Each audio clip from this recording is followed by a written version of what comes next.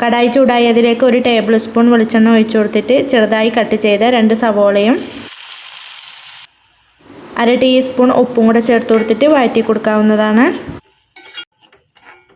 ഇനി 1 table spoon ഇഞ്ചി പച്ചമുളക് വെളുത്തുള്ളി ചതച്ചതും കൂടെ ചേർത്ത് കൊടുത്ത് നല്ലപോലെ മിക്സ് ആക്കിയതിന് ശേഷം പിന്നെ ഇതിലേക്ക് പൊടികളായിട്ട് 1/4 ടീസ്പൂൺ മഞ്ഞൾപ്പൊടി, 1/2 ടീസ്പൂൺ കുരുമുളക് പൊടി, 1/2 ടീസ്പൂൺ മുളക് പൊടി, 1/4 teaspoon garam masala, 1/2 teaspoon meet മസാലയും കൂടെ ചേർത്ത് കൊടുത്തിട്ട് നല്ലപോലെ വഴറ്റി ഇനി ഉപ്പും കുരുമുളക് പൊടിയും മഞ്ഞൾപ്പൊടിയും ചേർത്ത് വേവിച്ചെടുത്ത ബീഫ് ക്രഷ് ചെയ്തതും കൂടെ ചേർത്ത് കൊടുത്ത് നല്ലപോലെ മിക്സാക്കി കൊടുത്തതിന് ശേഷം കുറച്ച് മല്ലിയില കട്ട് ചെയ്തതും കൂടെ ചേർത്ത് മിക്സാക്കി ഫ്ലെയിം ഓഫാക്കി കൊടുക്കാവുന്നതാണ്. ഇനി മിക്സിയുടെ ചെറിയ ജാറിലേക്ക് 1/2 കപ്പ് തേങ്ങ ചിരവിയതും 5-6 ചെറിയുള്ളിയും 1/2 ടീസ്പൂൺ ചെറിയ ജീരകവും 1 ടീസ്പൂൺ വലിയ ജീരകവും അല്പം വെള്ളവും ഒഴിച്ച് നല്ലപോലെ അരച്ചെടുക്കാവുന്നതാണ്.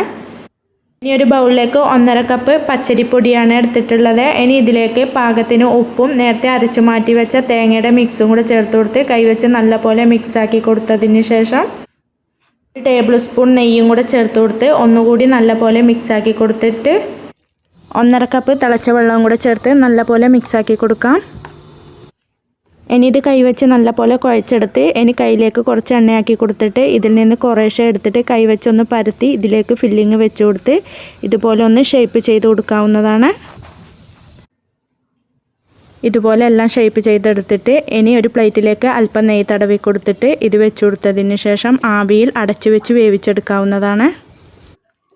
ഇനി ഇത് വെന്ത് വരുന്ന സമയം നമുക്കൊരു മസാല തയ്യാറാക്കിയെടുക്കാം. അതിനായി ഒരു ബൗളിലേക്ക് 1/2 ടേബിൾ സ്പൂൺ മുളക് പൊടിയും 1/2 ടീസ്പൂൺ മഞ്ഞൾപ്പൊടിയും 1/2 ടീസ്പൂൺ ചില്ലി ഫ്ലേക്സും അല്പം ഉപ്പും കുറച്ച് വെള്ളവും കൂടെ ഒഴിച്ചു കൊടുത്തിട്ട് നല്ലപോലെ മിക്സാക്കിയെടുക്കാം. ഇനി വേവിച്ചെടുത്ത കൽമാസ് ഓരോന്ന് ഇതിലേക്ക് വെച്ച് കൊടുത്തിട്ട് നല്ലപോലെ കോട്ട് ചെയ്തെടുത്തതിന് ശേഷം ഇനി പാൻ ചൂടായതിലേക്ക് 2.5 ടേബിൾ സ്പൂണോളം വെളിച്ചെണ്ണ ചൂടാക്കിയിട്ട് ഇത് വെച്ച് കൊടുത്ത് 2 സൈഡും ഒന്ന് ഷാലോ ഫ്രൈ ചെയ്തെടുക്കാവുന്നതാണ്. അങ്ങനെ നല്ല ടേസ്റ്റിയായ കൽമാസ് ഇവിടെ റെഡി ആയിട്ടുണ്ട്. എല്ലാവരും ട്രൈ ചെയ്ത് നോക്കാനും ലൈക്ക് ചെയ്യാനും കമൻറ്റ് ചെയ്യാനും സബ്സ്ക്രൈബ് ചെയ്യാനും മറക്കല്ലേ. Thank you for watching.